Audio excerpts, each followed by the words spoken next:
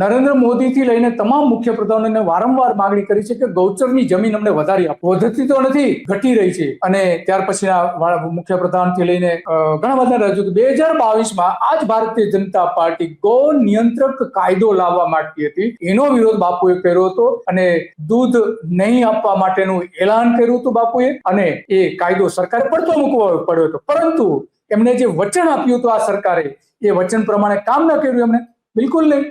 અને એટલા માટે આપણે વાત આજે કરવી છે કે એમણે કામ તો ન કર્યું, પરંતુ પાછલા બારણેથી નો કેટલ ઝોન જાહેર કરીને અલગ અલગ શહેરોમાં એમણે ગાયો પર પ્રતિબંધ મૂકી દીધો. સુરત, અમદાવાદ આથી લઈને. જોકે કેટલાક લોકો કહે છે કે એ વાત બરાબર છે, શહેરમાં ગાયો ન હોવી જોઈએ, કેટલાક લોકો કહે છે કે ના હોવી જોઈએ.